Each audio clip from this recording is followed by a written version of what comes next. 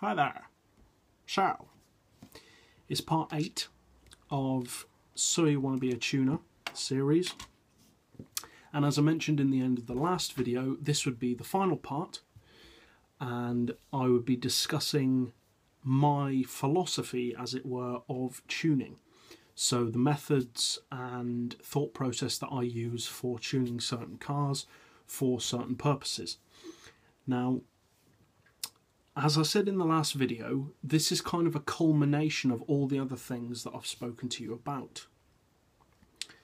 So basically, what I mean by my philosophy of tuning is the ability to look at a car and to know, before you've even done anything to it, as long as the game is pretty realistic, knowing before you've even done anything to the car what it's going to be capable of. And that may sound weird, but it's not really that difficult to do, because once you've learned what certain cars can and can't do, you will learn to mentally identify what a certain type of car will be good at and might not be so good at. And even within certain types of cars, which ones within that type will be better for some things rather than others. For instance, it wouldn't take that much of a genius to look at a Chevy Camaro and a Dodge Charger, the old models, the 60s models, and suspect that the Camaro would be better around corners.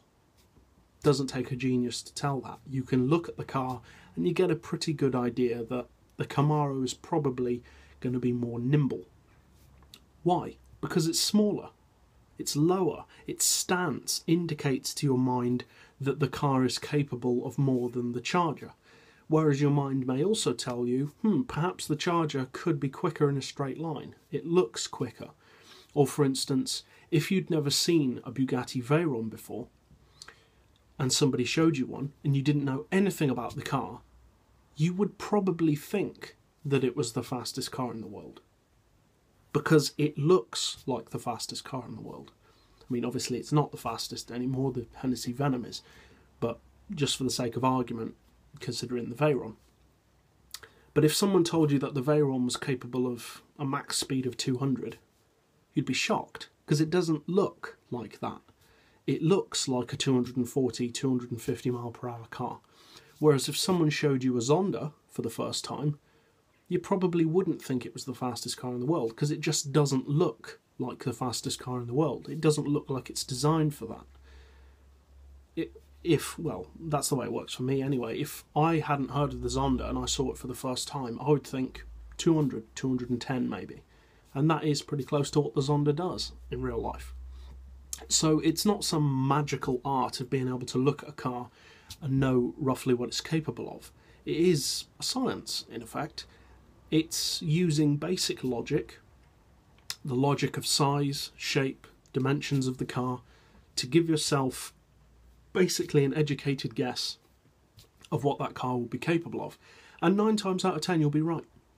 And that's why I come across as being a good tuner online, because you can tell what cars are going to be good for certain things. Now, like I said earlier, it does depend on the realism of the game, because Gran Turismo in some respects is realistic, but in others it's not. For instance, things like the fact that the TVR Speed 12 or the Jaguar XJ220 or the McLaren F1 are faster than they are in real life on there, but still completely unrealistic when compared to the other cars in the game. See, all of the cars on Gran Turismo 6 and most of the Gran Turismo games have completely unrealistic top speeds. But if that's going to be the benchmark, you should at least stick to it. But anyway, I'm going off track here. So yeah, the philosophy of tuning, and once you've identified the type of car that you're looking at, what's that probably going to be good at? You won't always be right, but what's that probably going to be good at? The next step is you need to identify the car's strengths and weaknesses. And this is very important because this will determine what you use the car for. So if you have a car, let's say for instance a muscle car or a Japanese import, what are the strengths and weaknesses? Well, for the muscle car, the strong points are its power, probably its acceleration, and probably just overall straight line speed. What's its weaknesses?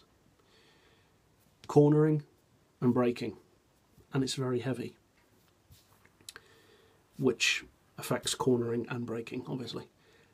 Then go to the Japanese import. What's its strengths? Well, Japanese imports are generally known to have pretty good handling, pretty good track cars, quite light, pretty good acceleration, very good handling, generally quite good brakes. What's the downside? Top speed isn't always that amazing on Japanese imports, and they don't generally produce a huge amount of torque. Maybe a lot of power, but not that much torque. They tend to be kind of like motorbikes. You have to really rev them to the max to get the best out of them, generally. So once you've identified those, for instance, what do you do then? Well, if you took a muscle car and identified that its main good point was its straight line speed, there's no point in increasing that.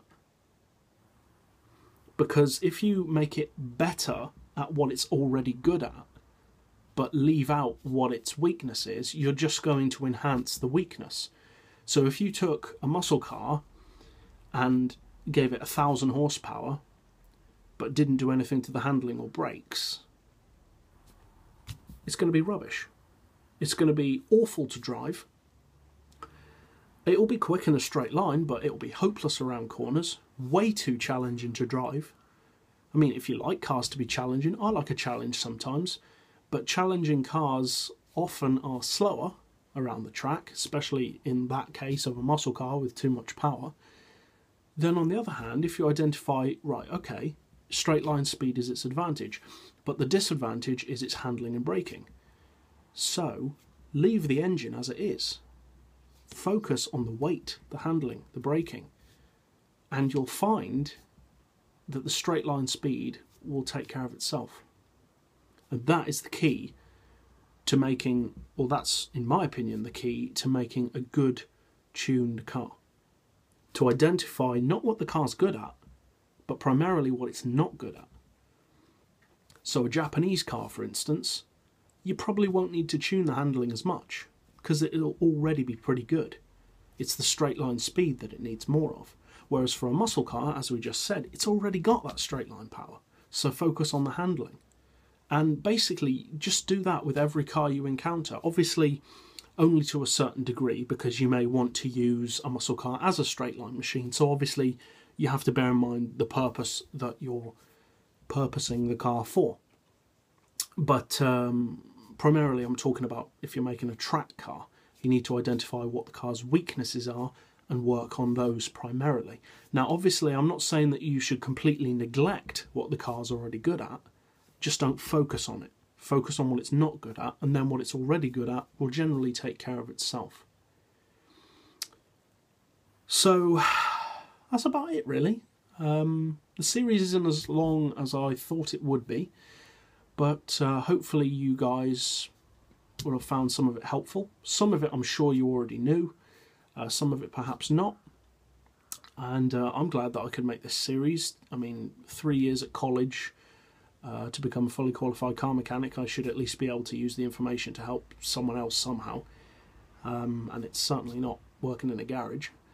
And yeah, so I hope this has been beneficial for some of you. I hope you've found the series enjoyable maybe. And yeah, that's about it really. So as always, thanks for watching.